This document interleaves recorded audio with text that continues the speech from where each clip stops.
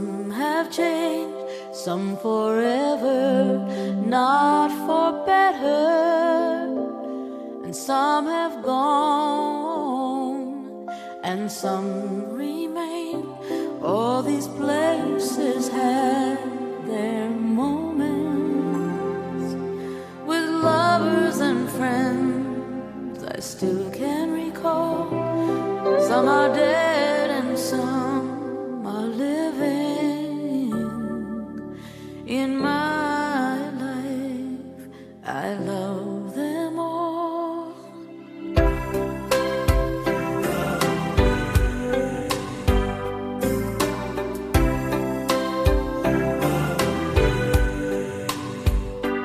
But of all these friends and lovers, there is no one compares with you, and these memories lose their meaning when I think of love as something new. Though I know I'll never ever lose affection for people and things that went before. I know I'll often stop and think about them. In my life, I love you more.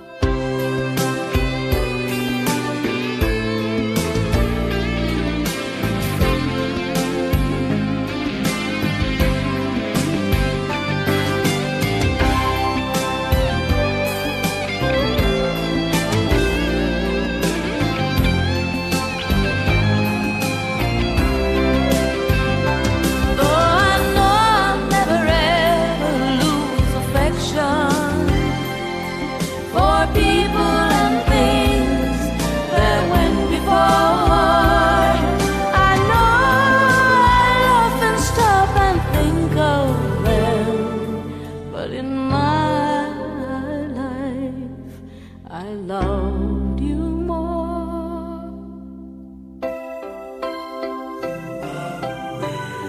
I love you more. I love you more.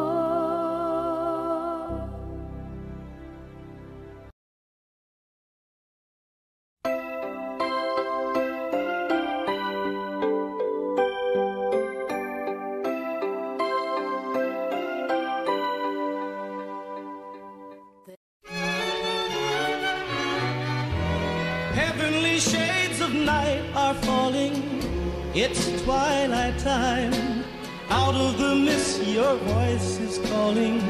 'Tis twilight time.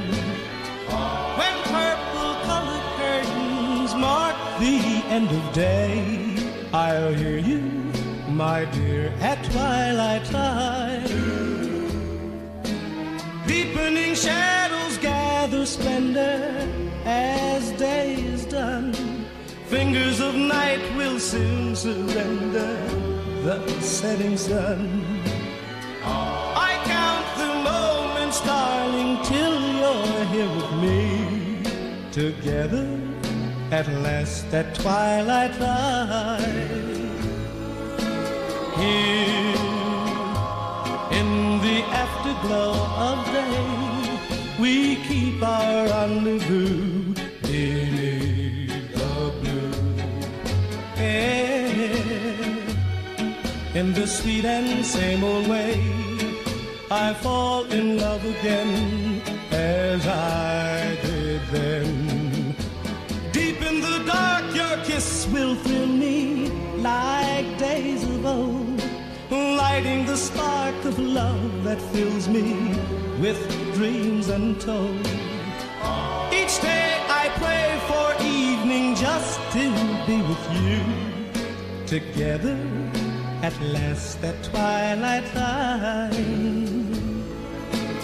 Here in the afterglow of day, we keep our rendezvous beneath the blue. Here In the sweet and same old way, I fall in love again. As I did then.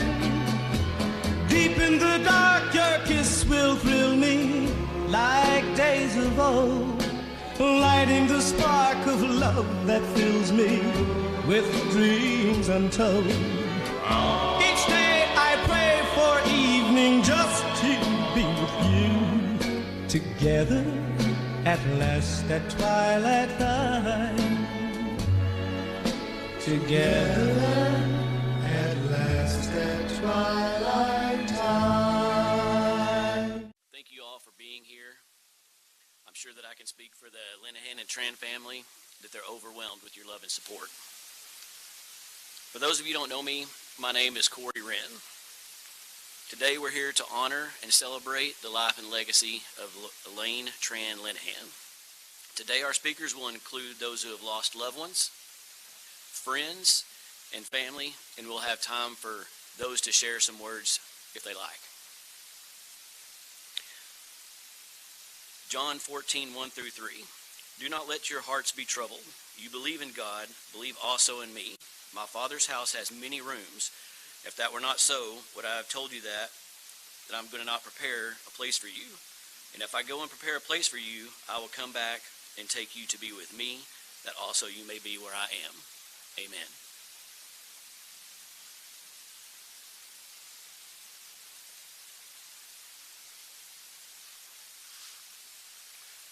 On the screen behind me is my lovely wife, Stacy, who I lost after a valiant 5-year battle with cancer. Now, some of you are probably wondering, who is Corey Wren? How does he identify with the Lenahans? Well, it's kind of a funny story that Max and my son Parker went to Montessori together. This was, I believe, in 2008, if I am correct. And that being said, my wife and Elaine, I'm sure, were in the pickup line or whatever, and they started talking, and one thing led to another, and Elaine's like, hey, we're going to go trick-or-treating this weekend, so, why don't you guys join us? And, of course, that was fun and wonderful, and she came home and said, hey, we're going to go trick-or-treating with the Lenahans this weekend. And I'm like, who are the Lenahans? I could not think for the life of me. And so she's like, Max, and, you've met them. And I'm like, okay, yeah, that's fine, let's go. So we get out there, and then I'm like, oh, of course, yeah, I know the Lenahans. And so we're trick-or-treating, and I'm kind of at the back of the line back there. Just everybody else is in front of me, and so a neighbor happens to come up, and the neighbor says, so do you live in the neighborhood? And I said, actually, I don't. And he says, well, who do you know here? And I said, my mind went blank, and I could not think of the Lenahan's name or anything. And I was just like, oh, my gosh. So, and, of course, my wife, she was already up front and whatever. And so he said, you know him really well, huh? And I was like, yeah, okay. So anyway, at that moment, I should have known if I was going to an attorney's neighborhood that I probably would have been interrogated. But, anyway, probably still thinks I was there for the bigger candy bars. All right, so back to my story. When my wife was diagnosed with cancer, she immediately tried to take advantage of all her time and opportunity. You see, I'm here to talk about time and opportunity. Time that we think we have and the opportunities that we need to make happen. So let me talk a little bit about opportunity. During my wife's battle with cancer, she would have periods of remission, and then she would go like the wind, or she would make us go like the wind. So obviously it was just, chaotic all the time. She would go through mission, and then she was sick, and then she would get better, and it was like, let's go. And so, of course, we would go like mad, and anyway, she would want to fit everything in. So she never missed an opportunity. Whether it was a vacation, nephew's baseball game, dinner, we did it all. There were times where I was like, no more, but she kept it coming. So I can't say that my wife had any regrets, but one thing I will say is she made the most of opportunities that she could. So I'm here to ask you, what opportunities are you missing? When was the last time you took a vacation? When was the last time that you went to see your family? And for all the men, when was the last time you just went out on a date night alone with your spouse? Job 14:5 says, our time on earth is brief. The number of our days is already decided by you. No one here knows when God will call us home. Life is about what we do at that time. What are you doing with your time? Are you working more? Are you spending less time with your family? Are you spending all your time on social media? I know one thing Elaine Lenahan did. She made time. You see, when my wife was in her last days, she told Elaine to take care of her boys. Elaine made the time to do just that. Elaine was loyal, a rare trait these days. I recently went back through some texts with Elaine, and she never went more than 3 months without reaching out to myself or my son. You see, Elaine was different. She lived. She was an amazing friend, and she took advantage of time and opportunity to be with people. She knew the meaning of time and what you should be doing with it, and my wife had that same filter, which is rare these days. Some of us get the filter of time and opportunity through loss of a loved one, battle with sickness or disease. Now I ask you, what are you going to do with your time, and are you going to spend it wisely? Let us live like Elaine. Let us go out and get our calendars and start making the most of our time and create opportunity. Let us make time for things that matter. Isaiah 41, but for those who hope in the Lord will renew their strength. They will soar on wings like eagles. They will run and not grow weary. They will walk and not be faint. Let us pray. Dear Heavenly Father, may the road rise to meet you. May the wind be always at your back. May the sun shine warm upon your face. May the rains fall upon your fields. And until we meet again, may God hold you in the hollow of his hand. Amen. Now I want to welcome Aaron to the stage.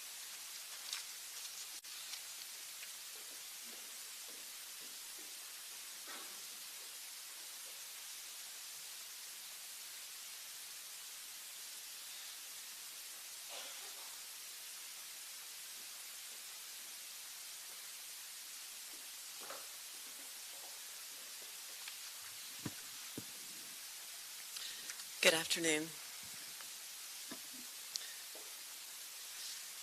My eulogy today is in the form of the letter to Elaine. Dear Laney, a month ago when we were talking about spring break and waiting on college admissions for Max and Catherine and upcoming birthdays for our girls, I never dreamed that our time together was running out. If I hadn't known, I would have tried to bottle it up and save some for when I really needed it.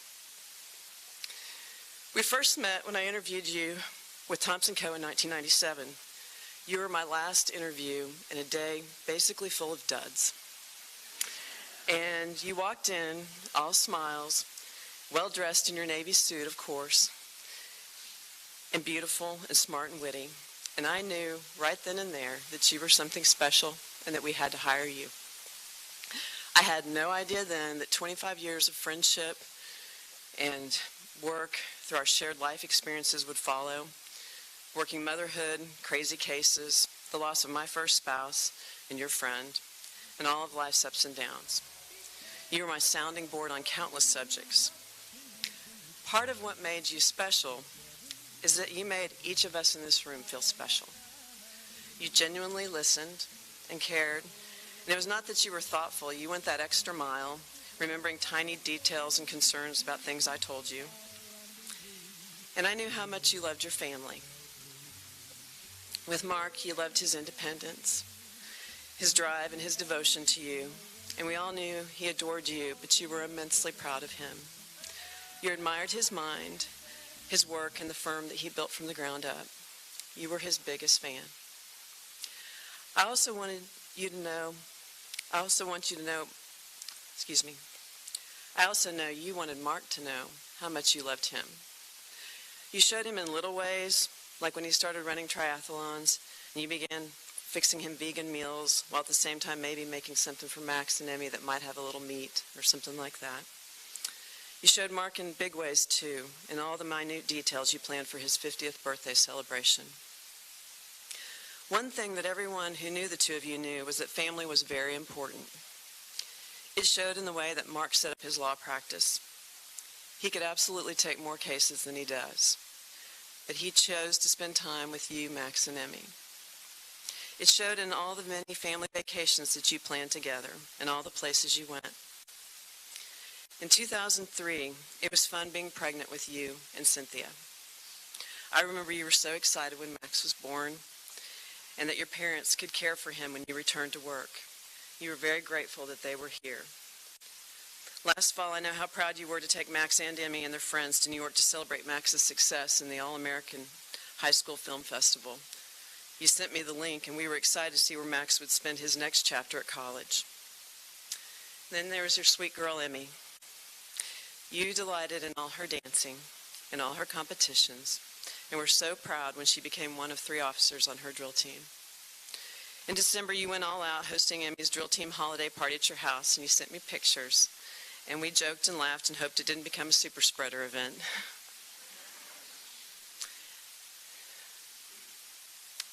And then there was Emmy's 15th birthday, just the Wednesday before you left us. You worked hard all day to make her feel special, with breakfast with donuts and fruit, and dropping off lunch and the cupcakes for the dance team, and then the finale, the lemon cake with the spectacular icing. What a big day it was for Emmy. And then it was also a big day for Max, because he found out he got into UT. With your parents, I know you valued their sacrifices in bringing you to this country, where you had no other family. The last few years, I know you especially enjoyed your time with them, in running errands, going to doctor's appointments, and sharing a meal, especially if it was cooked by your mom. Having immigrant grandparents myself in my family, Elaine and I occasionally discussed first and third generation immigrant views and our value of education and hard work. You and your 3 brothers are the gold standard for what education and hard work can do. Whenever you talked about your brothers, your face would light up. I enjoyed hearing about your time together at UT when you all lived together, and how, since 2 of your brothers worked at 7-Eleven, you had the best parking on campus. You showed me that 7-Eleven in December. You are proud of your brothers and their accomplishments and their families. With your friends, where do I start? Practicing law was always fun with you. As baby attorneys at Thompson Co., you made life hilarious with your and Cynthia's nonstop antics, whether it was sending all the male partners' Victoria's Secret catalogs to their office, or trying to see how hard it could be to use the color copier to make your own currency. Aside from having a great sense of humor, you could laugh at yourself. Your timing was always perfect. I know after you and a partner went to a hearing that you should have won, your partner put her head down on the counsel's table in frustration, and you elbowed her in the side and said, without missing a beat, "Nice body language." To be friends with you meant sharing countless texts and memes on the latest political issues, motherhood, or some other inside joke. You were so quick and sarcastic, but you were never cruel. One of the best parts of being friends with you is that we could just pick up where we left off. It was the same for Ellen and for others. The connection with you was more than the moment. I am forever grateful that being your friend didn't just mean being friends during the happy times. It also meant being friends during the hard times. You, Ellen, Cynthia, and Michelle were not only my very best friends, but you were my family when my first husband, Blake, died unexpectedly in 2005. You were there for me that first Christmas, Catherine's second birthday, for the tears and the frustration and the loneliness, and then when I started to live again.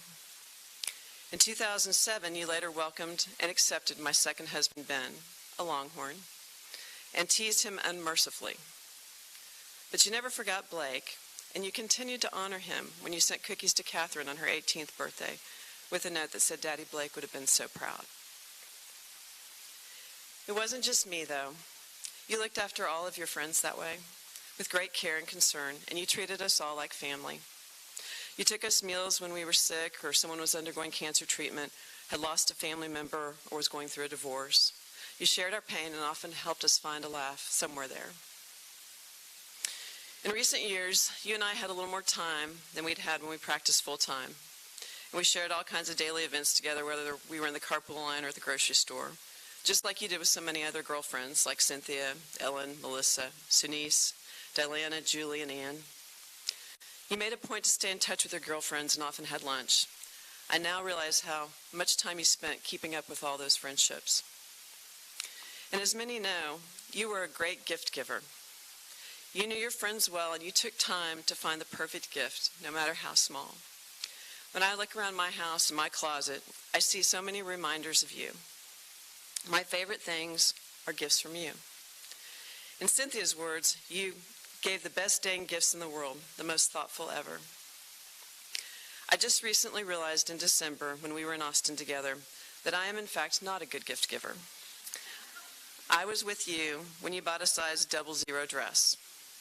I then knew that every single item of clothing I ever bought you must have been quietly returned because I, not being a 00, thought you must have been a small or size 4. The very thought of what to get you for your 50th birthday terrified me and others. We all wanted it to be spectacular, just like you were. Elaine, you and I already knew life was short. You lived life to the fullest in how you treated everyone, and you didn't take anyone for granted. The last thing we said to one another on the phone was that we loved each other, and I remember you started you started ending our calls that way many years ago. I decided life was too short not to say it as well, and I'm glad I did. I didn't miss the opportunity the last Friday we spoke. Many years ago when my father passed away, I was told by another close friend, you honor those you love by how you live after they die. Once again, I will do just that. I will always be grateful to have had you in my life for 25 years. Because your gift of friendship was an extra special gift and made my life so much richer because of it. I will miss you forever. Love you, Willie, my nickname from you. And now I would like to invite Elaine's friend Nina and Mark's friend Nina to speak. Thank you.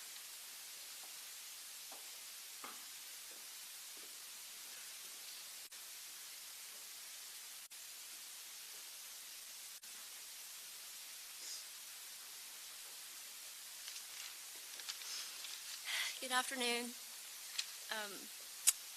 I met Elaine 31 years ago at UT Austin, first semester French. At that time, I would not know how profound and prolific our friendship would be. Sadly, I can't say the same about her French speaking skills. I don't know if you know, but Elaine was very mischievous. And she allowed me to be just as mischievous. And through the years, we would blame each other for not speaking French at all. Our French in third semester was the same as first semester because we were French-speaking partners in class. We sat in the back, never in the front. And third semester, we were still introducing ourselves and saying our names and not much else. We thought it was hilarious when we got to the unit studying items in the closet. The professor had us label the items that we could identify in French, and she thought it was hilarious that there was something in the closet that looked like a baguette. So instead of baguette, she wrote pain, P-A-I-N, and we would laugh about it for years and years, thinking some freshman would inherit this book and be confused about why there was bread in the closet. The shenanigans continued in law school. She and I were in immigration class together, and she's very clever, as you know, very smart, always outside the box, and immigration wasn't our strength, and thank goodness neither of us practiced in that area, but whenever she would get stumped and she thought, well, this person's job skills are just not good enough to get an employment visa, there's always the modeling exception. We could create a modeling agency. It's so subjective. We could get so many people over. So we have so many silly stories over those 30 years, probably stories that only she and I thought were funny. We took trips that we couldn't afford. We went to Vegas a lot. Elaine loved going to Vegas. Somehow we found ourselves in an Asian casino in San Francisco where everybody yelled monkey when they won. So over the years, we had such amazing stories. She and I saw boyfriends come and go, and then there was Mark, the love of her life. And I almost ruined it for him, he told me one time, because I told her, I was like, Elaine, are you sure that he doesn't have an Asian fetish? So when we found out that his love was true, I gave them the okay, the green light. We would become each other's bridesmaids. We had children roughly at the same time. We swapped stories. We took family trips together. We shared pictures. We took many family trips together. And about 8 years ago, my late husband, my daughter's daddy, he passed away suddenly. And Elaine was there for us. She was there for us when we were in the storm. And she was there for us when things quieted down. And when it quieted down, that's when I needed her the most. And she never asked me how or why or how I was doing. She was just there. She was here in Dallas and I was in Houston. And she contacted me one time and she said, I'm flying to Houston. Emmy and I are going to pick you and Chloe up and we're going to New York to cheer us up.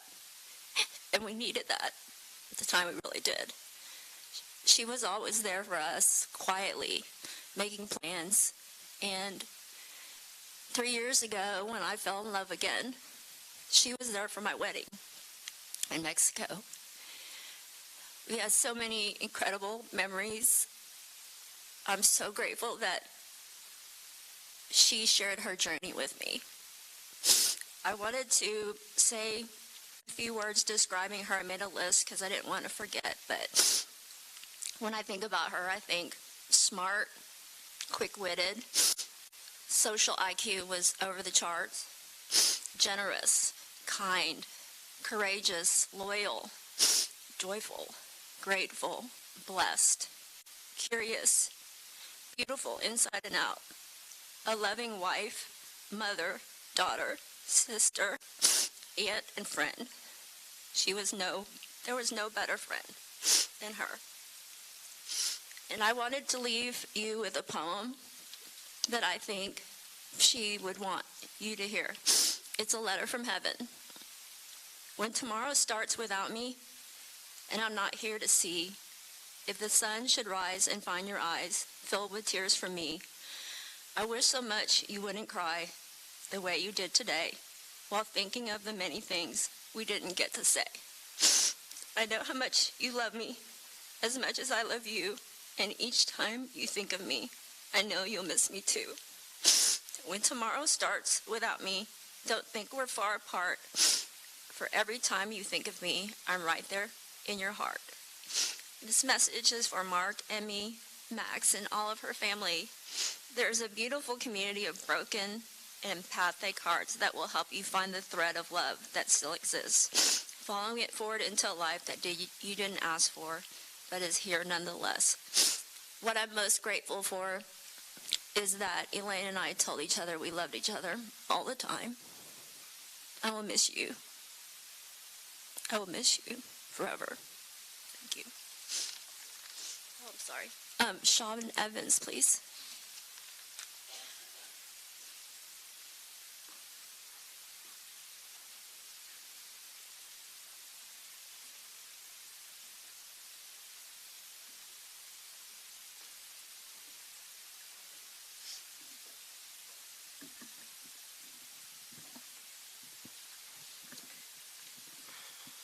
Thank you.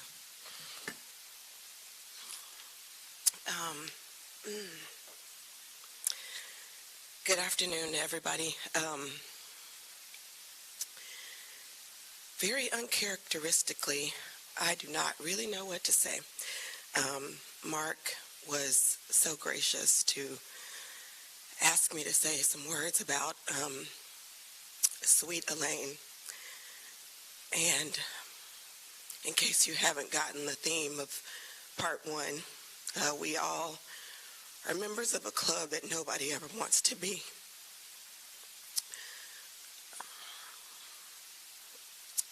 So I have a lot of thoughts that are not woven together very well, and I apologize in advance for that, but a lot of things that I wanted to share.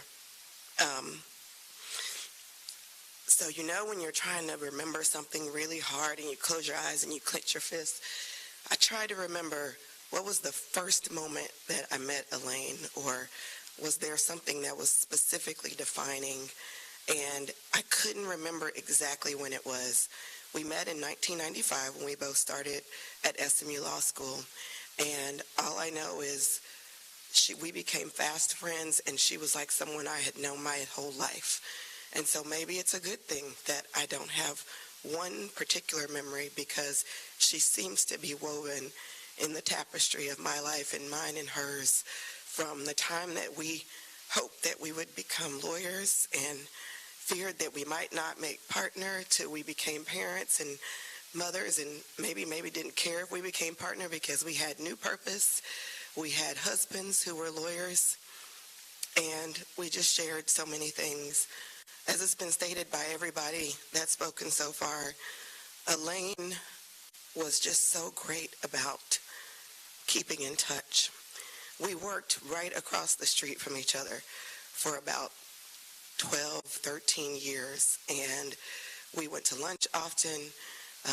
There were laughs, there were tears, we were pregnant, we were raising young babies, and most of the time, as I think about that, Elaine initiated it, because she was always wanting to keep in touch, and I'm so grateful for that.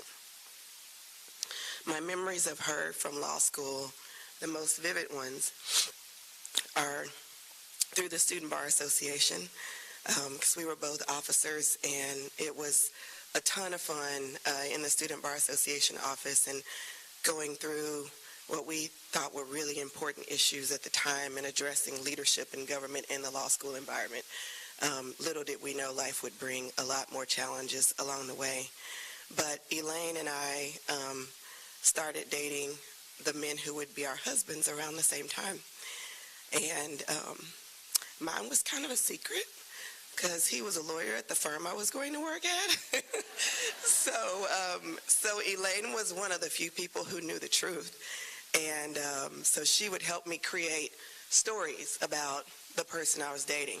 He's an engineer, he was a consultant, he travels a lot, and everybody was like, she does not have a boyfriend, she is just making this stuff up. But it was both a joy for us. As you think back on those experiences, I would not ever have imagined that she and Clarence would meet in heaven again, just a few months apart from being there. This morning as I prayed, I spoke to Clarence, as I often do, and I said, look out for my girl Elaine. She's a good egg. She's going to bring lots of joy and laughter and fun, and y'all are both really young, so have fun together and be angels for Max, for Emmy, for Mark. Make sure they know you're always there. Another coincidence that I thought about is Mark and Elaine got married on December 11th, 1999, and my husband's birthday is December 12th. And so even though he knew Elaine and Mark from our law school, it's just a year after we graduated, he actually was like, I got to go to this wedding. It's my birthday. And I was like, yeah, we have to go to this wedding. And I'm so grateful that we made that time, and just to kind of think through those connections.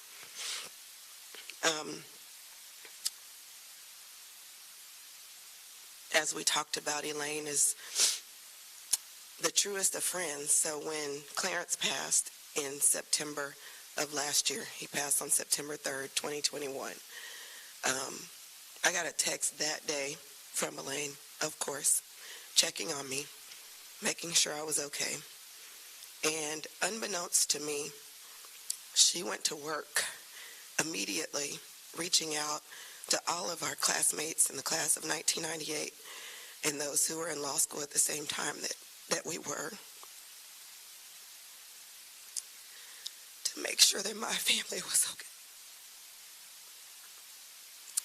And she coordinated a gift from our class for my children. She was focused on their education and their future. And Max and Emmy, I just want you to know I'm garnering the strength to make sure we do the same for you. I've said it to like 5 people. I was like, I'm not there yet, but we need to do this. Just because your mom was so loved, and she loved so many people, and she gave so selflessly. We called her the glue. So the picture that you see, as I talked about, Elaine was always the one reaching out. She was always the one making plans. And I'm going to let the secret out that this group kind of labeled ourselves the diversity committee of the class of 1998. So between all of us, you have race, ethnicity, gender, sexual orientation, geography around Texas, and all of us just excited about the opportunity to have an opportunity to seek justice, but also to be one of the first in our families to accomplish the things that we did. But the best part about it is that none of us ever forgot who we were at our core. And it's kind of a tough group, so honestly you couldn't, because we'd kind of bring you right on back down if you tried to. Anyway, so I wanted to share just a few things about coping. I think when I started this out, Mark talked about making the most, don't miss an opportunity. And I think about that a lot, and I reflect on the last interactions that I had. I think about ways to hold on to memory. So I have a wind chime in my backyard that someone gave to me when Clarence passed. And I go out there often and I talk to him. And I hear from him. And I have a bracelet that I'm wearing today that has his fingerprint on it that I always wear when I want to be close to him. So my words of wisdom, if that's a thing, is to find whatever that is for you to be close to Elaine. She will be always a part of your heart. You know that. And that's going to look differently for you. So you can borrow some of my tricks or come up with your own. And just be true to who you are. And it's okay to be selfish for whatever you need. Don't let us, as much as we care about and love you, put that on you. Max and Emmy, I asked my children, my son who's 19, he's a freshman in college, my daughter who will be 16 this week, she's a sophomore in high school, and my youngest daughter who's just turned 14, who's in 8th grade, if they wanted to share anything with you having recently gone through this experience. So my 14-year-old said, I don't know, just tell them to hang out with their friends. And I'll say, I'm going to tell you each of their points because everybody grieves differently. And I want to be true to what they said, so I'm not polishing any of it.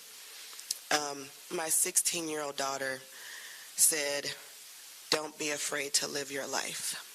Your mom would want you to live your life. And she said, find the friends who let you be who you are at the time.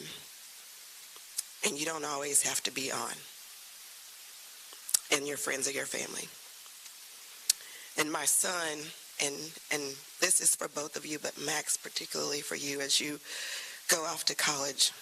Evan was 3 weeks into college when I had to bring him home and tell him that his father was going to pass.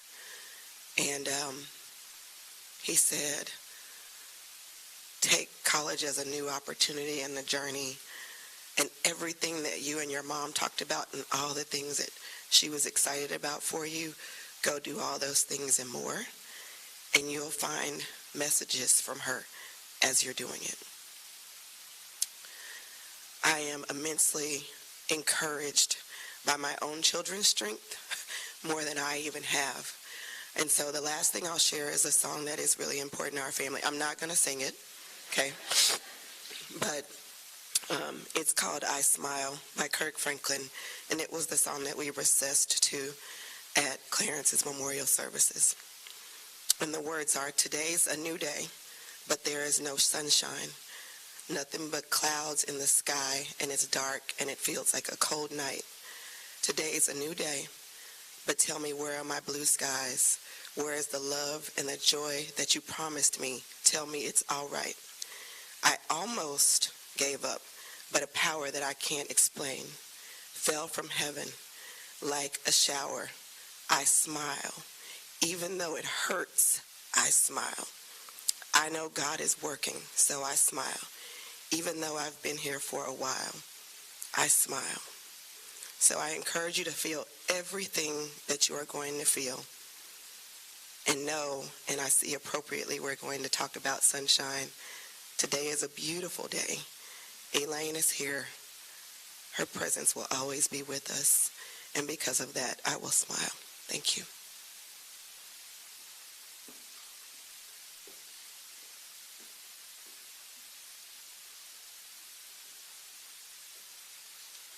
I would like to welcome Sandra to the stage.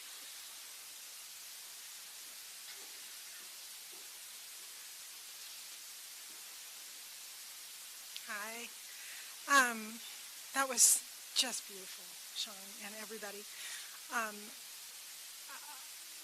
Elaine's friends are everything I thought they would be. They're all fabulous and smart and just funny and everything that Elaine would expect in a friend. And one of the things that I think was the driving force behind my friendship, thank you, spouse. I do this for a living, I should know better. One of the things that was definitely the driving force between our relationship was humor. I love intellect, and Elaine certainly had that, but she was funny. And she showed me that every time we got together, or even when we would do text messages. This was in my neighborhood, by the way. When I sent that to her, she goes, duh. So this was a listing for a house when the prices started to go up, and she was like, whoa, that was like $700,000. I said, OMG, it's high, and for a playhouse. And she's like, right, the oven sits in the living room. And I said, well, that makes it easy to entertain. And she goes, well, that house is all about entertaining. Next. This one was after my husband had a little altercation with a countertop, and he broke his nose. And so she said, Scorch, a friend, said, told us about Spunky's nose, other than his lost modeling contracts. Is he okay? And I said, yeah, he's not very attractive, but he'll make it. And she said, well, I guess we can't go clubbing after dinner. And I didn't know that we did. And she said, oh, we usually we do that after we drop you guys off. That's how we roll. I said, well, shoot. I didn't know that. And she said, well, next time we'll take you, but not till Spunky's far more presentable.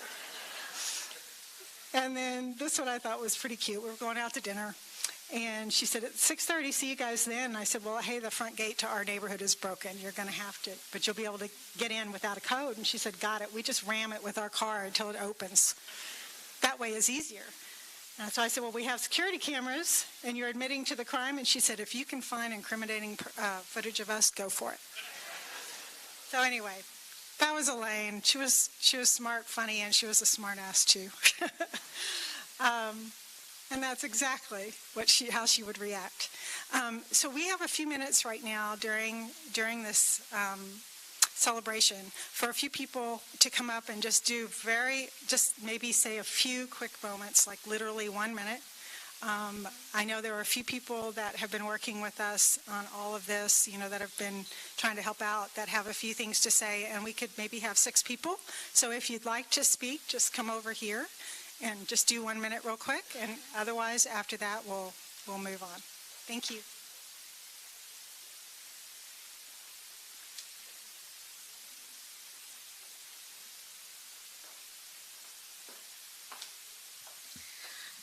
Hi, I'm Brittany Reese. I probably represent most of the moms in Coppell right now. My love letter to Elaine. Dear Elaine, it's hard to imagine that 2 little boys meeting in kindergarten would lead to one of the greatest friendships of my life. Our sons became friends, and then we realized we both had 3-year-old daughters who loved to dance. Our fate was sealed. Through the years, we had so much fun raising our children together. You were Barrett and Ellie's second mother. You and Mark became family. Beyond our children, our friendship grew through the years. No one could make me laugh like you. You introduced me to all your friend groups, telling them that I was a cool teacher and it was okay to talk around me. And so through you, I met so many more amazing women, and who are all in this room right now. But it all comes back to our children. Our last conversations were about how blessed we were, that our sons have been best friends since kindergarten and are going on their senior year spring break trip together. And you shared an amazing dance video of Emmy. You were so proud of them. The wonderful gifts that you shared with the world have been passed on to them. Through them, I will still see you, my dear friend.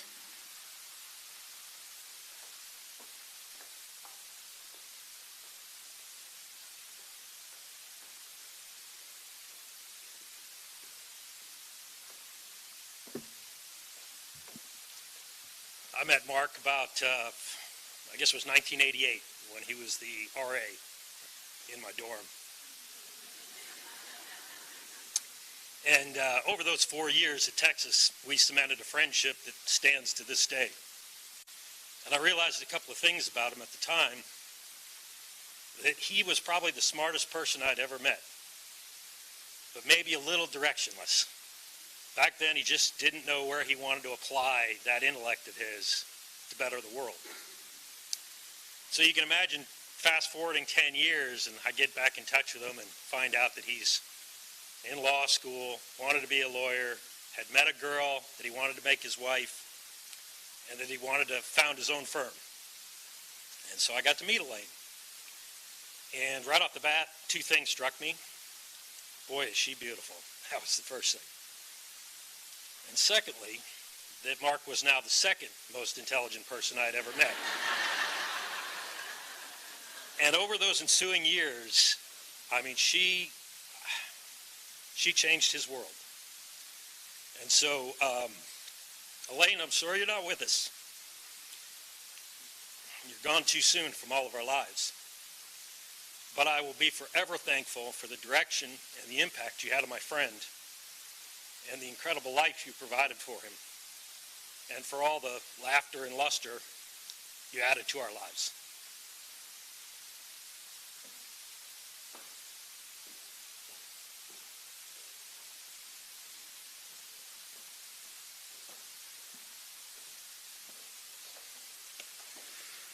We loved Elaine so very much, like everyone in this room, and she was so talented and so full of life, and had such a gift.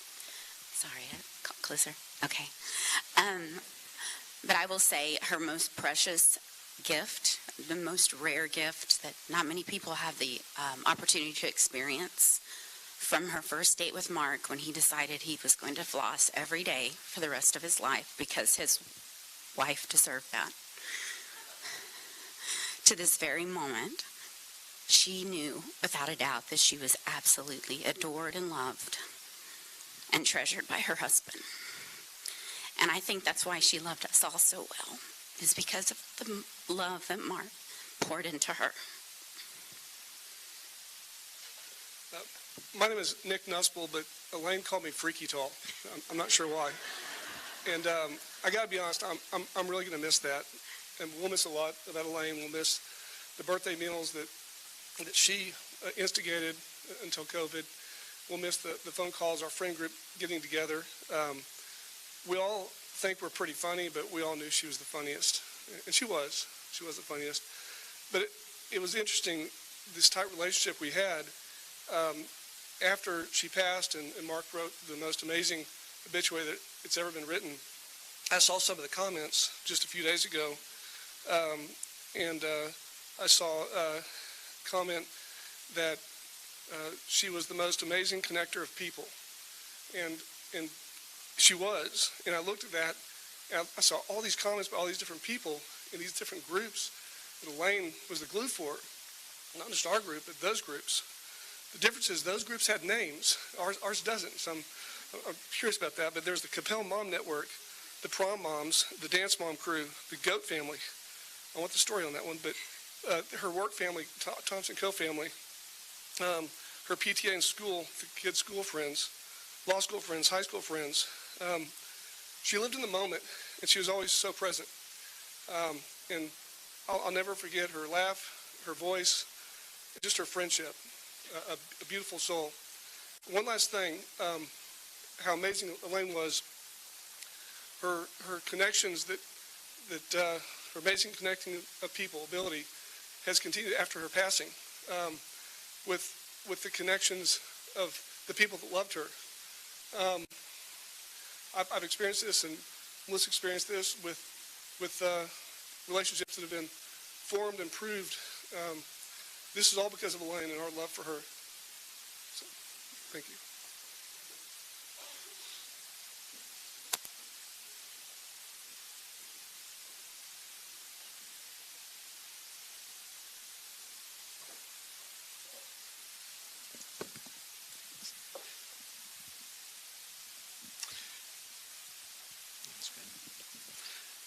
Hi, my name is Jeff Dion, and I've worked with Mark for many years. He serves as chairman of the board of the National Compassion Fund, which technically makes him my boss, but he has been a lot more like a friend and colleague for many years. And Mark and I bonded over the fact that we both had the privilege of marrying into Vietnamese families. In fact, we often speculated that my husband Din and Elaine were on the same barge leaving Saigon in 1975 with their families. And like so many others, Elaine, we'd keep in touch by text. And as the quintessential mom, one of the last things she confided to my husband was that really her only concern about Max going away to school was how much she was going to miss him. Now, if you know Elaine, you know she would not let you get away with anything. My office in Virginia is just about a block from the National Center for Missing and Exploited Children. And so when she'd come into town for meetings, we'd get together for dinner. But I soon learned it was really futile to try and fight with her over the check. Because even when you were really sneaky and would like slip your credit card to the server when you go to the restroom, she wouldn't have it. So even when you thought you'd won, a couple days later, a box arrived at my office that contained a money tree, which is apparently an Asian sign for good luck and good fortune. And that money tree now stands about yay tall. Our families were supposed to get together between Christmas and New Year's in Florida, but then Omicron reared its head and they canceled their trip. And I wish we would have gotten together so that we could have spent that time together, but also because it would probably have been my last opportunity to do something for Mark and Elaine and her not to be able to pay me back. So Elaine, we're just going to call it even. But I will always remember Elaine as being kind, but fierce, and I will always consider myself to be very, very lucky to have known her. And Din and I are here because we didn't want to miss the opportunity to say and show how much we cared, and so that you know that we love you.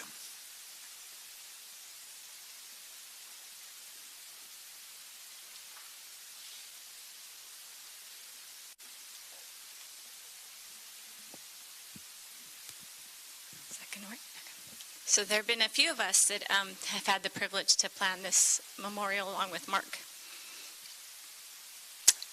And I've been nominated to speak. I don't know why. That was a mistake. But I'm grateful to be up here, to be able to express our love for Elaine and Mark and the kids. I don't quite understand how Elaine had so much time to make everybody feel so special. But since I'm up here, I should probably claim the role of president to her fan club. So that's already been taken by me, everyone. But I'm grateful to have been able to know her, to be able to have experienced of her light. So Elaine means light, and she has been light to us all. One of the things that we've tried to do that you will see out there is to have these pages. A memory book that we will create for Emmy and for Max. So if you'll take the time to write something down that we can include in those memory books on your behalf, we would really appreciate that. We'll have 2 of those books to give to them. And I think that that would be our greatest gift to Elaine, is to be able to share memories of funny things and her cleverness so that her kids can remember who she was and what she meant to us. I had a chance to talk to Mark yesterday, and I said, just so you know, I can't stop bothering you. I've been sitting outside your door most every day since it happened, waiting to just pounce on you. And he said, yeah, it's gonna be different. Elaine, I had this rule for Elaine that she could only plan one social event a weekend, and it was often violated. So we will make sure that we give him some downtime, but then we will pick that up for her. So if you guys could just fill out those pages, that would mean a lot. Thank you.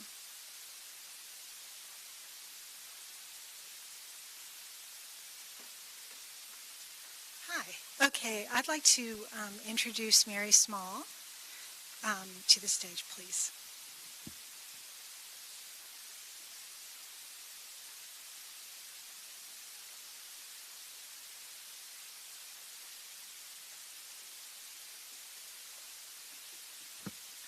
Hi out there. How are y'all? I first met, or first laid my eyes on, we called her Chilang, in 1975. She was 3 years old. She was standing between her 2 big brothers. They were keeping guard over her. They had just gotten off the plane in Tyler, Texas. And our church, First Baptist Church, Palestine, Texas, was there to take them to their new home. And I looked at her and I saw that face. And it was the sweetest face. The sweetest face. And those eyes. And of course, you know, our woman's instinct is just to start talking. And then somebody nudged me from behind and said, she doesn't understand the words you're saying. And then I looked and I got to thinking, none of them did. Not a one of them understood anything we were saying. All they could do was just smile and just nod their heads. And we took them from the airport, got them in a bus. Our pastor at that time was Pastor Darwin Scott, and he's not with us any longer. He would have loved to have been here because he loved that little girl. In fact, Vin told us just last night that as they were interviewing for places to go into Texas, I guess it was at Fort Chaffee, then our pastor, he picked Hen and Fu and the boys and Chilang because of that her sweet little face. He said, she just melted his heart. We took them to Palestine and gave them a home to live in, or provided, I should say, a home for them to live in. And I was privileged enough to be able to get to know them because I was kind of the assigned person from the church. We went to the grocery store. We took them to doctor's office, to dentist office. I remember taking Vin and enrolling him, helping him get enrolled in school, his first experience at school. I'd come to work because I worked at the church, and I would come to work and I would see the kids out in the afternoons when I left, and they would be sitting right on these porch steps right here. And this was taken about a year or so later. But they were a special part of our family at the church. We had lots of people that wanted to help them and tried to help them and did help them. In 1979, my husband and I moved from Palestine, and we moved out of town to his hometown of Fairfield, which was only 35 miles away. And Fu, at some point in time between that time, she gave me a gold ring. And I did not know the significance of that ring. We were not able to communicate very well to find out what that ring was, but I took that ring with me and kept it all these years. Well, in 2016, I guess it was just a time in our lives that Vin reached out to my family and asked us to come down and to have dinner with them, and we did. And after we had dinner, we went to Ty's house, and I had brought that ring with me because I wanted to give it to Elaine. I wanted her to be able to give it to her daughter. And she took it from me with tears in her eyes, and she said, "Thank you." And I said, "Now you'll have to get your mother to tell you the special meaning of this ring because I never knew." I had no idea what this family would become when they got off that airplane in Tyler, Texas, and they loaded up in our church van. They have given so much. They've had multiple opportunities, and they have given back. They have not been greedy with their time. They've not been greedy with their money. They have loved and they have given. And I know many of you have experienced that. I thank you very much for inviting me to come and to speak, and want them to know that even though there's not still a lot of members at First Baptist Palestine that were there when they were there, they're still loved and they're remembered. In fact, Vin and I figured out that my granddaughter's powerlifting coach was one of his coaches in high school. So it's funny how connections make throughout these years. But she was that sweet little girl that I saw get off that plane, and I'm so privileged to know this family. Thank you.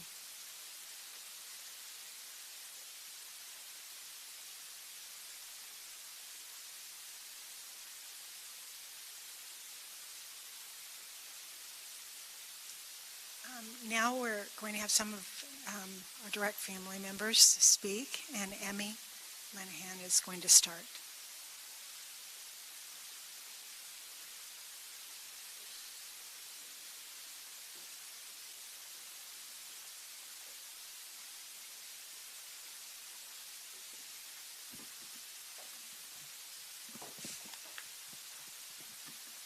Okay. Y'all probably already know me, but I'm Emmy, and I was my mom's daughter. So, on behalf of the whole family, there are a few things we'd like to share with you. First, we need to thank my mom's wonderful friends who did all the heavy lifting to make this memorial happen. Starting with Miss Sandra Brunone, my father chose this room because it could hold twice as many chairs as the room at the funeral home, and because it looked out on the park where we took lots of our family photos. It was better than the funeral home, but far from perfect. Miss Brunone moved mountains to make it work the best it could. She spotted and solved 100 problems that only a true professional like her would ever have seen in time. Miss Linda Crane, the artist, designed the beautiful program for us and the beautiful welcome signs. Miss Brittany Reese took complete responsibility for the memorial binder that will be filled with the pages that have been handed out. A copy of every page will be made so that we'll have 2 identical books, one for Max and one for me. So thank you so much, Miss Reese, and to each of you who contributed memory to the books. Miss Ruth Stein shielded my father from as many decisions as she possibly could. Everything from the flowers here to arranging a rendezvous spot for our families and out-of-town guests after. There are a million other individual thank yous that we owe for all of the prayers, tears, cards, letters, favors, and food that you've sent our way. Each kindness is greatly appreciated. As for those of you who brought food or had it delivered, please accept my father's personal apologies for very seldom opening the door when he saw somebody on our doorstep. The few times he did open the door, it always ended in his crying all over somebody's shoulder, which is why Domino's Pizza won't deliver to our home anymore. And we certainly need to thank every single one of you who chose to stand right here today. We wanted this memorial to be truly personal, and you are why it is. 3 more things. Ms. Reese shared with us the news that the PTO for Coppell Middle School North has now dedicated $3,000 to be given to the school every single year in my mom's name. Thank you to the North PTO for that beautiful honor. Next, many of you noticed that the family suggested, in lieu of flowers, to consider making a donation to BlueDragon.org. Blue Dragon offers children and families in crisis in Vietnam the chance to turn their lives around, providing practical solutions to the daily problems that are keeping them in poverty. When your donations started arriving at Blue Dragon under my mom's name, Blue Dragon wanted to know why. When they learned that since 2015, my mom dedicated her legal practice to helping children, Blue Dragon separated all of your donations and put them toward their own legal advocacy program, which defends children and young adults in court. Instead of flowers, Blue Dragon tells us that your donations have already exceeded $5,000. And Blue Dragon tells us that they have tried to personally send a thank you to every donor that they identified as donating under my mom's name. Lastly, we'll close the memorial with a few words from my brother, my uncles, and my father. After, we'll gather in the hallway to thank each of you who have a moment on the way out. If we don't get to thank you personally, then please accept our deepest gratitude now. Thank you.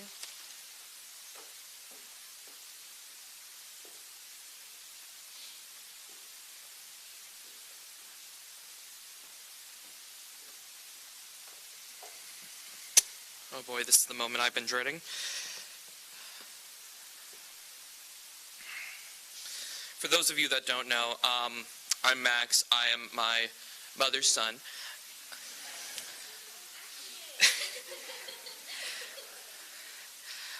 I always had somewhat of a unique connection with my mother because my birthday was the day after hers. So not only am I her firstborn, I'm also her most expensive birthday present.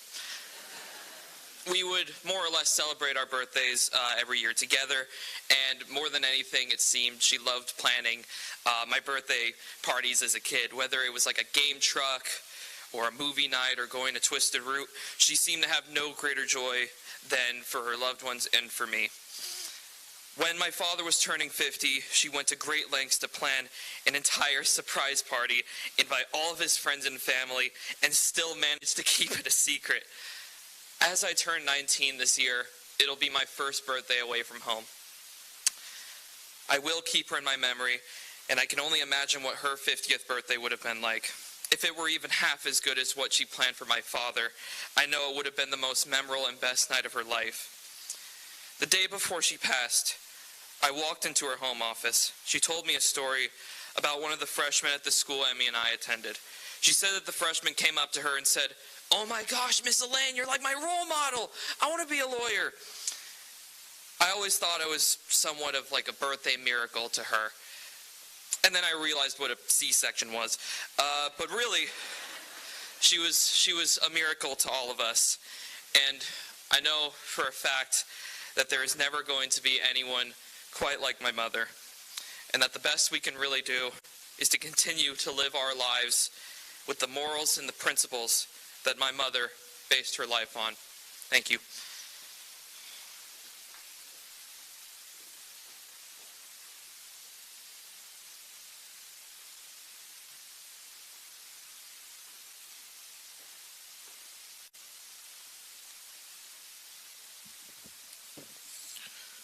You know my younger sister as Elaine Lenahan. It's a beautiful name. Thank you, Mark, and the Lenahan family. My sister was a beautiful person. But all my life, I've always called her by the sweet little name that I knew growing up. She was my little sister, Lan. In my heart, she'll always be my little sister, Lang. 50 years ago, in a country we used to know as South Vietnam, my young mother, our young mother, prayed to God to give her a daughter. After having 2 sons, she so much wanted a little girl. She even bargained with God to say that if he would give her a healthy little baby girl,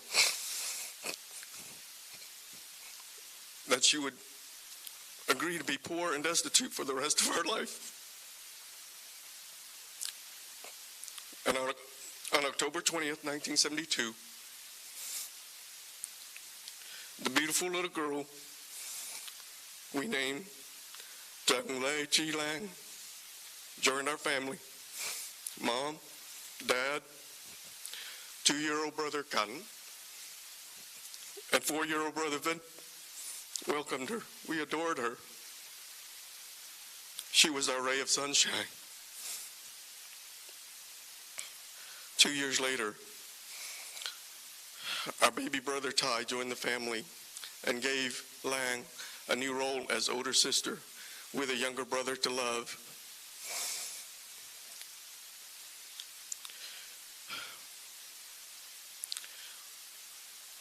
In May of 1975, when the Vietnam War ended, my brave parents gathered their 4 young children and escaped the war-torn country of Vietnam. And through the help of many people, including the people at the First Baptist Church of Palestine, Texas, we found our family later that year living in Palestine. We had the opportunity to grow up like every young American kid and every young American immigrant family. I remember Elaine's first day in kindergarten. Our dad had made her a homemade sleeping mat with pretty flower patterns. She was so proud to have that special one-of-a-kind sleeping mat that was made by her father with love from his own hands at home. Every Sunday morning in Palestine, she would put on her one and only dress and waited patiently for the bus to pick us up to take us to the children's Sunday school at the First Baptist Church. Every Sunday I looked at her. I looked at my baby sister and wished she had another dress to wear. But she was proud of that dress, and she wore it faithfully every Sunday. When our family moved from Palestine to Dallas, the registrar saw Lang's name in the school, and she saw a Vietnamese name, and it was new, so she assumed that Lang didn't speak English. So she placed her in the English second language class. Lang realized that this was a mistake, but she was going to let her teachers discover the mistake. After the first day, the teacher ushered into a regular English class. After the first week, they had discovered they made yet another mistake. They took her and put her in the talented and gifted class where she belongs.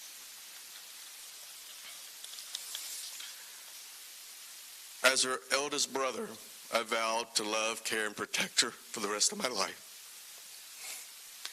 As a kid, it never occurred to me that she would give me and the rest of my family the same gift that I had promised her. As a senior in high school, when I was depressed over my romantic life, she realized that, and she took me to a seafood restaurant.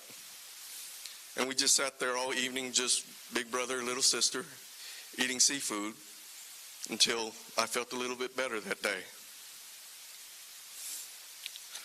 When I first started my law firm, she was my first and only employee. We rented a small space in an executive suite. We had one desk. She would answer the phone, law office. Need to speak to Vin, please hold, and handed the phone over to me.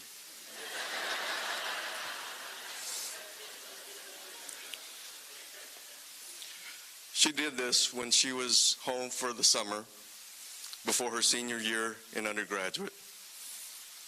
She helped me hire some employees and train them before she left for her senior year.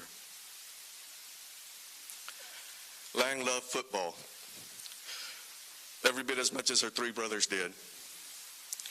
The one year that we were privileged to be all at UT together,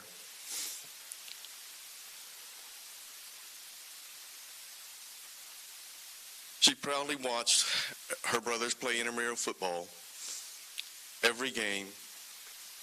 She was there to cheer us on.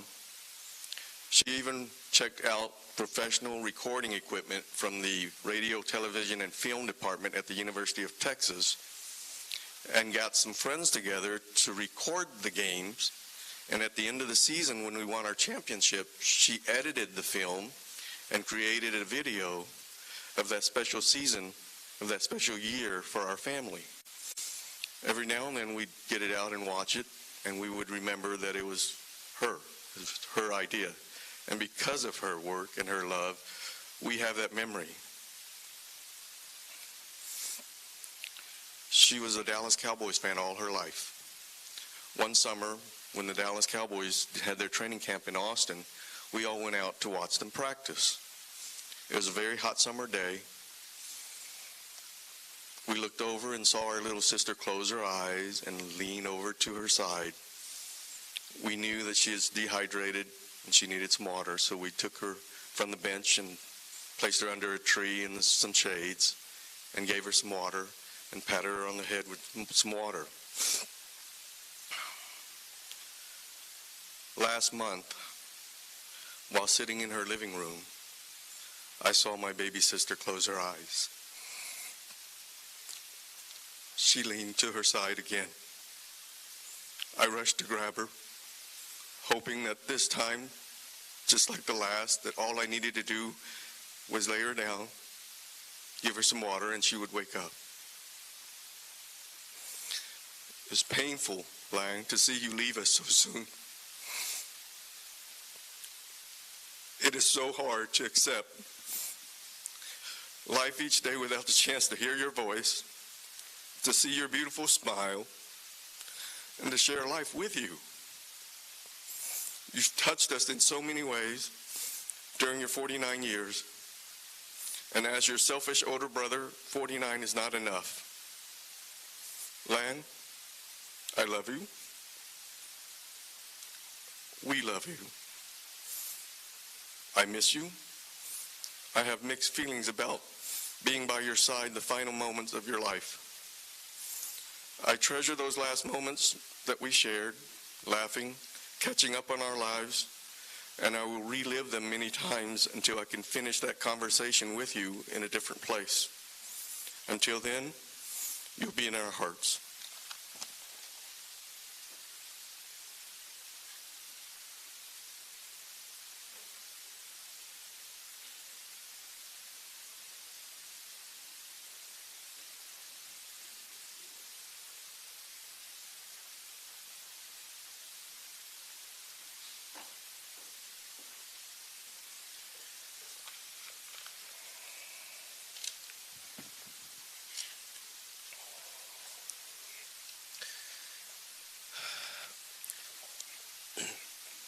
A sister's love is a special gift. My earliest memories include you at my side. How lucky was I to have grown up with you, exploring the world around us, sharing new experiences each day. My beautiful big sister. My chillin', as I called you. I was your little brother, your Thelvis, as you called me. Just 2 years apart, we locked fingers wherever we went. Hand in hand, you walked me to my kindergarten class on my first day of school.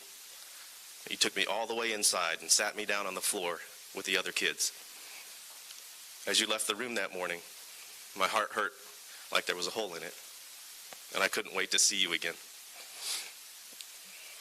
Our school was L-shaped with an outdoor hallway facing the playground. And when I lined up with my class for the long walk to lunch, while you and the second graders were at recess, you ran all the way over to make sure that I saw you, and you smiled at me so proudly. And when I saw that loving expression on your face, I knew that I'd be okay. We were the babies of the family, and we played and played. You shared your Easy Bake Oven with me. You told me about all those Sweet Valley High books that you read as a young girl. I proudly watched you take piano lessons at the tiny studio in downtown Palestine. You taught me how to write in cursive before I started school. When our older brother Chris would walk to the store in town a few blocks away, you and I were supposed to stay at home. But for fun, we'd try to follow him, which was your idea. We hid behind the trees and corners each time he looked back for us. We'd giggle. Growing up with you was so much fun. You watched me play soccer and football, I loved watching you perform with your drill team at Irving High. We always only had a single room to share together, each place we lived. And I wouldn't have had it any other way. We stayed up each night and talked, shared our deepest thoughts, hopes, and dreams. Lots of dreams. When you went away for college, just like my first day of kindergarten, I felt that hole in my heart again. And I missed you dearly and looked forward to the day we'd be together again. This photo was taken during that time when I came down to visit you. You can tell that we had just finished crying after embracing. Tears of joy. And when I followed you to UT, we rented the house on Woodland with our brothers, and you and I shared a room again, just like old times. We slung our huge backpacks on each day and took the city bus to campus together. We were living out our young adult lives together, side by side, as we had done before, without skipping a beat. Whether in moot court or actual court, you were a natural, always so quick on your feet, yet methodical, truthful in your arguments. You said exactly what people were thinking, or should be thinking, but in the most succinct and articulate way possible. We saw Dan Fogelberg in concert, just you and me. He was one of your favorites. You made me listen to every single word of his song, Same Old Lang Syne, because you thought it was so beautifully written. It was. You had this immensely deep and sentimental side. You'd always tear up from a sad song or story. You had such empathy for others. When I went off to law school, you surprised me by meeting me at the airport as I got off the plane in Boston, so that I wouldn't be so lonely when I got there. You helped me move into my dorm and explore my new surroundings. And just like that first day of kindergarten, when you had to leave me in there in Boston, this time thousands of miles from home, again, my heart hurt so much watching you get on that plane. When you brought Mark home to meet the family, I knew instantly that you had met the love of your life. You had found your soulmate. You see, growing up so close to you, I'd always had this image in my mind of what your ideal husband would be like. This person looked and acted a certain way. I knew he'd be a real classy fella, sharp, smart, enthusiastic, and generous. He'd probably wear glasses. He would do things for you and set a bar and standards so high that would make everyone else pale in comparison. When Mark walked through that door, seeing you light up, literally beaming, I recognized him immediately as the living embodiment of your ideal mate, a true fairy tale indeed. In Mark, we couldn't have dreamed of having a better new brother, and it was such a blessing to see you always so happy. What a legacy you leave behind in Max and Emmy. Two of the happiest moments in your life were when you gave birth to them. And I'll never forget being there to see you and Mark as proud parents. I know that you will lift them up in spirit each day. You will live on through the memories that they hold, cherish, and share about you and your amazing life. I'll miss hugging you tightly and telling you that I love you. I'll miss you calling me during my work days, catching me away from my office as I skipped out a little early, and saying in your objectively funny way, Elvis, do you ever work? I'll miss you bringing me back down to earth by making fun of my big head, not just figuratively, but literally. I thought we'd grow old together and have more time to reminisce about our younger days, but now I'll be longing for you for the rest of my days. I know that your light will always remain so strong for all of us.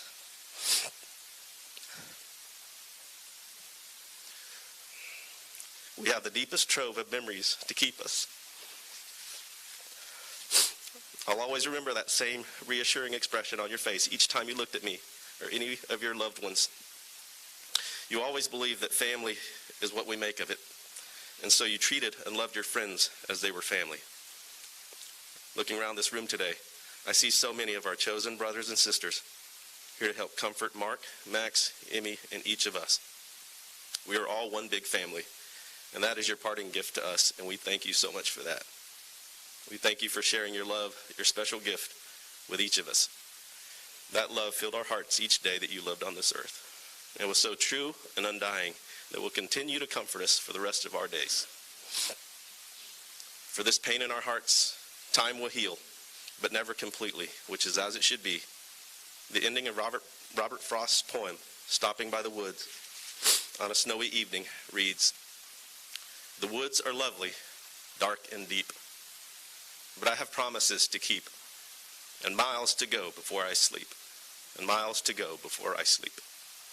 My sister, while you've kept your promises and earned your sleep, I know that you would want all of us to be strong and make the most of our precious time here. For you and for each of our loved ones, we will. My dear sister, until we meet again as roommates in the kingdom of heaven, I love you so much, Elaine. I'll miss you always.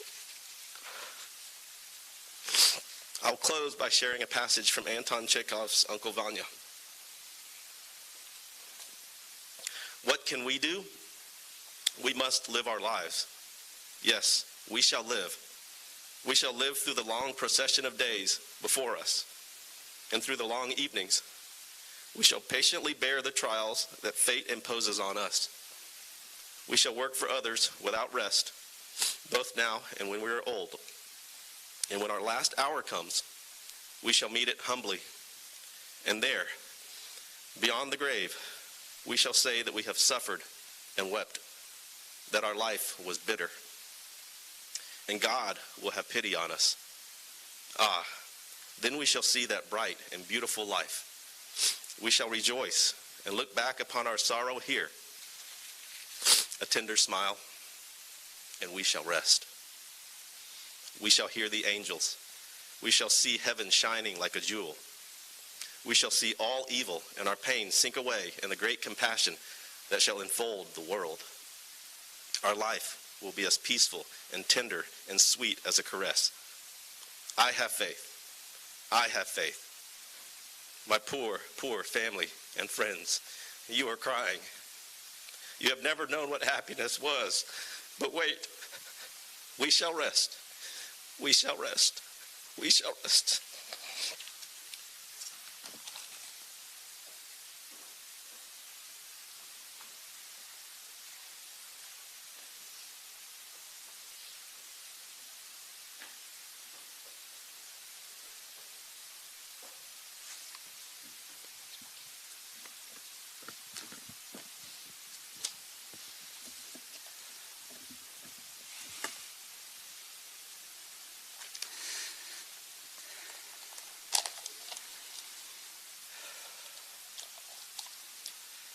Nobody told her goodbye.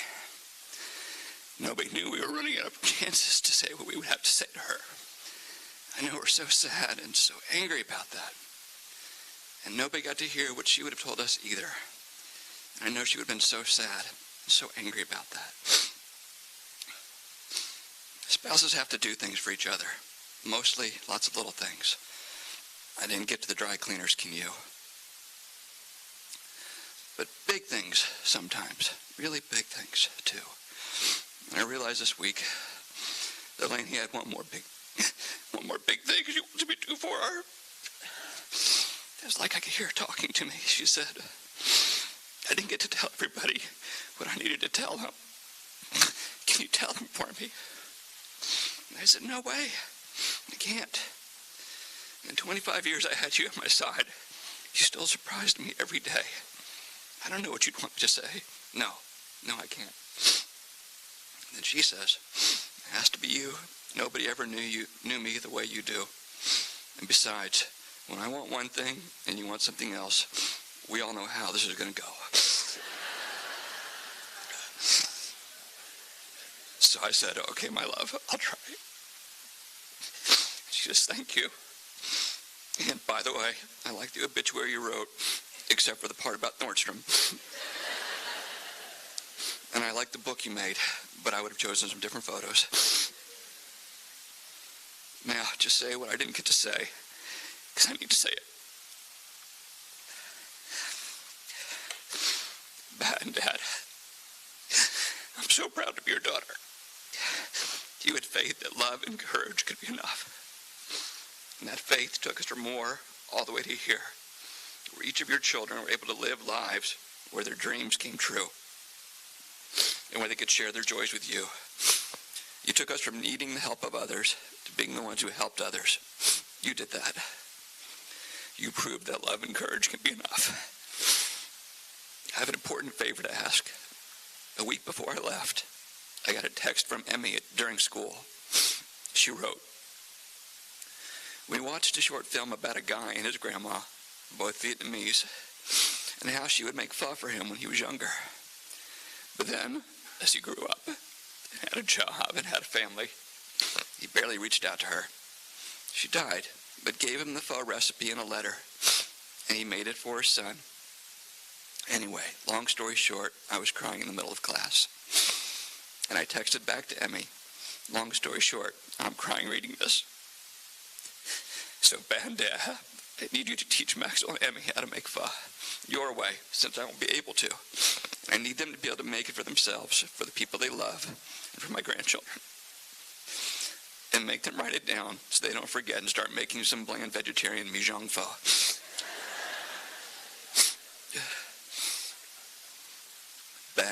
Dad, AV, and Chris.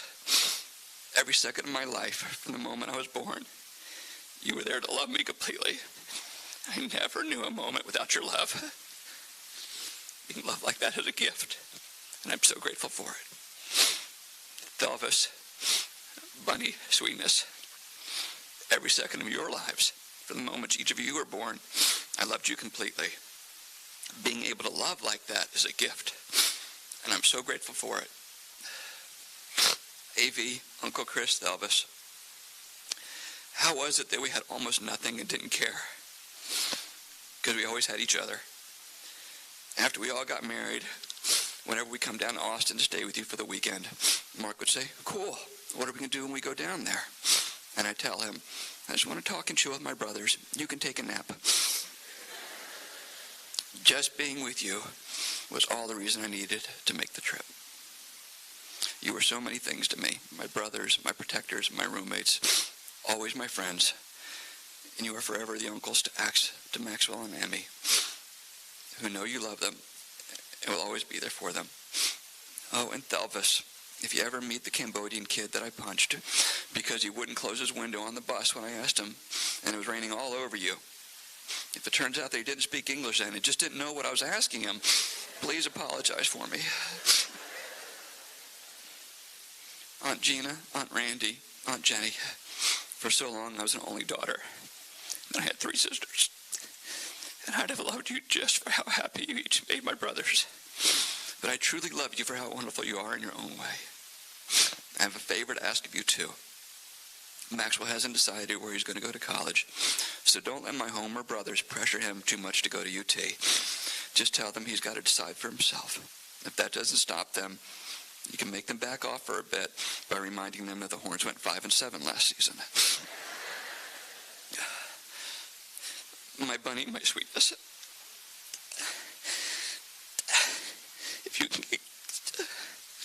you can get up here today and speak this impossibly hard day, there's nothing else on this planet you can't do. I'm so proud of you and so grateful to you for today, yes, of course, but for every day I had with you. Maxwell, the day we first saw you on the sonogram, I turned to Poppy, tears in my eyes, and I said, I love him already. I love him already. That's only become more true every day. Have I ever told you how afraid I was that we were going to lose you during your birth? I prayed that you would be okay, and I promised that I'd always protect you. I hate that I can't protect you anymore, but the truth is you didn't need me to protect you as much as I did. And you don't need me to protect you now. You've proven that you can make hard, frightening choices, weather heartache, beat the odds, and still always remember who you are inside. Most days when Poppy was at work, I would call him just to check in on him and see how he was doing. But on the day before I left, he called me just to check in. I was right in the middle of a project I was working on as a graduation gift for you. I told him that I remembered that Claire could make t-shirt quilts. So I was going through your old t-shirts to figure out which ones to use. Then I told him I had started choosing the shirts, but that he'd have to go through and finish the project. And I told him The shirts are so great because they're so Max. I left the next day, and Poppy did finish it. The t-shirt quilt is waiting for you on your bed when you get home.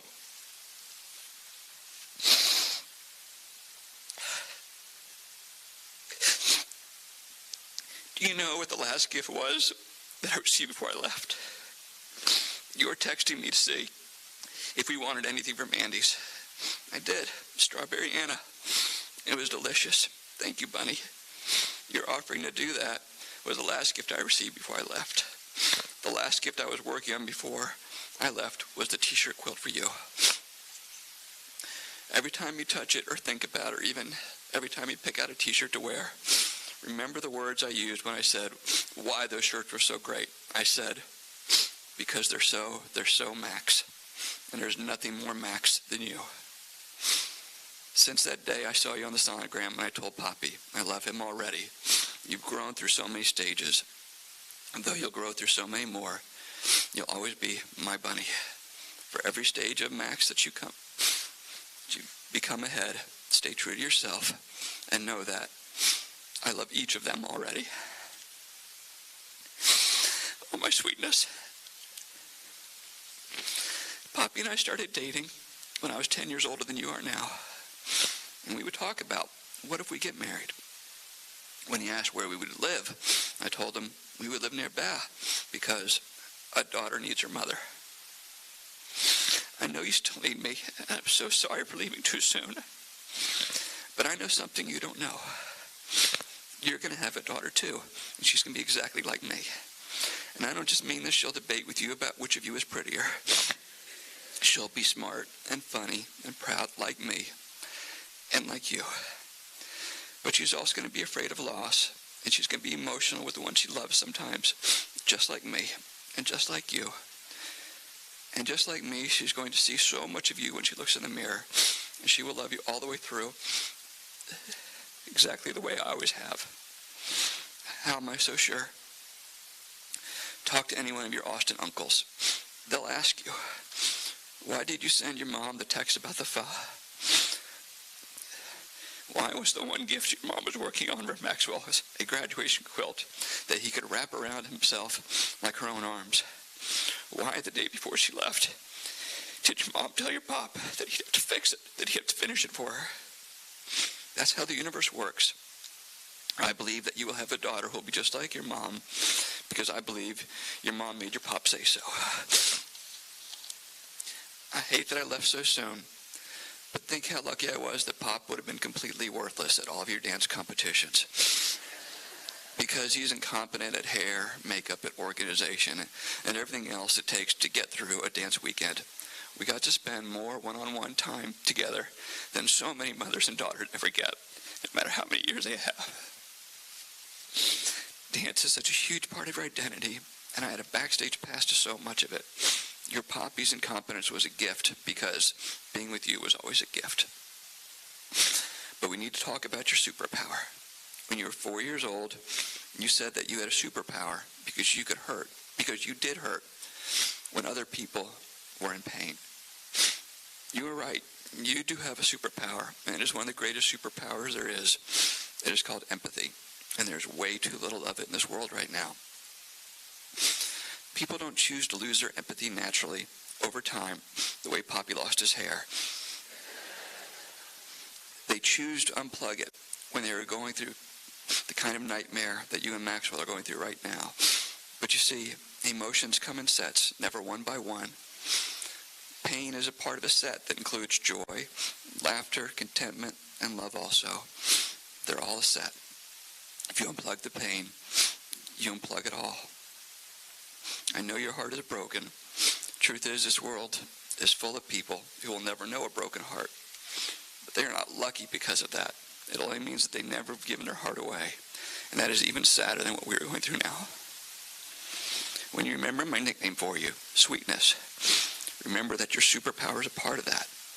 Remember how when Maxwell was tiny, he would ask for sweet and sour chicken, but without the sour. Either we live a life that has sweet and sour together, or we live a life where we don't have either. The sweet and the sour are a set. So what will you do with your superpower? Same as Maxwell. Anything you want, because you can do anything. And though I know you still need me the way a daughter needs her mother, you don't need me in order to hold on to your superpower. And as long as you do, you will find a path filled with joy, laughter, contentment, love. Now I think I said what I needed to say. So goodbye, my sweetness. Goodbye, my buddy. Goodbye, Thomas. Goodbye, Uncle Chris. Goodbye, Amy. Goodbye, Dad. Goodbye, Beth.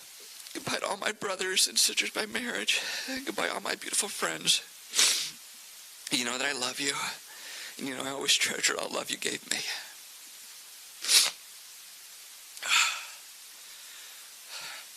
Those of you who were at our wedding reception heard me tell a story about how on our first date, Elaine and I stopped to listen to a banjo band. And I asked the banjo band to play You Are My Sunshine. And they played it for me. And then Elaine sang along. So at our wedding reception, I asked all of our guests to join me in serenading my new bride with the same song. My groomsmen, all who came here today, handed out lyrics to the song, and we sang to Elaine a cappella. And in the 22 years between that night and when we lost her, Elaine and I would give each other gifts with You Are My Sunshine on them. On our 22nd anniversary in December, I gave her a coffee mug, and she gave me a paperweight. So now, to close this memorial, I'm asking you to join me in serenading the love of my life one last time. You are my sunshine, my only sunshine. You make me happy when skies are gray. You'll never know, dear, how much I love you.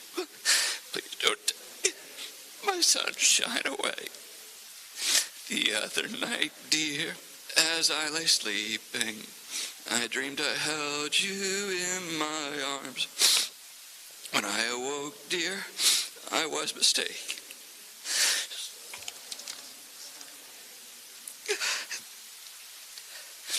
Thank you, everybody.